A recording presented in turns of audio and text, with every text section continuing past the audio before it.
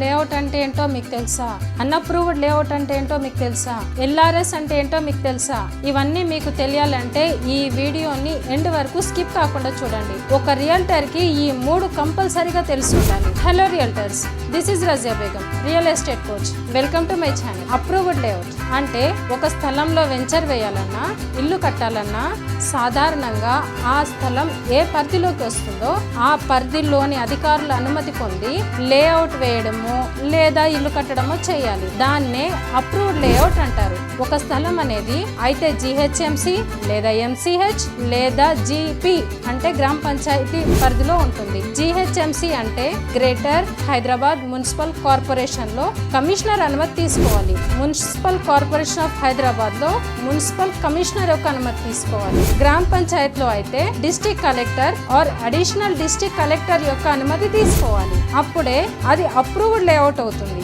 Unapproved layout ఏంటో ఇప్పుడు చూద్దాం. తెలంగాణ ప్రభుత్వం ఏర్పడిన తర్వాత భూ చట్టాలు ఎలా ఉన్నాయని ఒక సర్వే చేశారు. దాంట్లో ప్రభుత్వం తెలుసుకున్నది, గమనించింది ఏంటంటే చాలా వరకు అనుమతి లేని భూములు, అక్రమ భూములు, కబ్జా గురైన భూములే ఉన్నాయి. వాటి వల్ల ఆ భూమి యొక్క యజమానికి, ఆ భూమిని కొన్న సామాన్య ప్రజలకి నష్టం జరుగుతుంది, సమస్యలను ఎదుర్కోవాల్సి వస్తుంది. కాబట్టి తెలంగాణలో ఎవరు ఎక్కడ భూమిని కొన్నా లేదా ఉన్న భూమిని డెవలప్ చేయాలన్నా ఆ పరిధిలోని అధికారుల ద్వారా అనుమతులు తీసుకున్న తర్వాతే డెవలప్ చేయాలి. అదే Telangana regularisation of unapproved and illegal layout rules 2020. మరి LRS ఏంటో ఇప్పుడు చూద్దాం. హలో రియల్టర్స్, మీకు రియల్ ఎస్టేట్ రిలేటెడ్ ట్రైనింగ్ కావాలన్నా, మెంటర్ సపోర్ట్ కావాలన్నా కింద స్క్రోల్ అవుతున్న నెంబర్కి కాల్ చేయండి.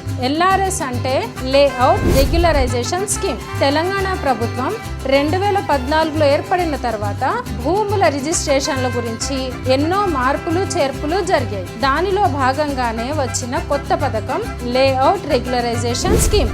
ఎప్పుడైతే అనుమతులు లేకుండా ఒక స్థలంలో ఇల్లు కట్టాలన్నా లేదా లేఅవుట్ వేసినా దాన్ని అన్అప్రూవ్డ్ లేఅవుట్ అంటారు. అంటే వారి ఇష్టానుసారంగా భూమిని వాడుకోవడం అన్నమాట.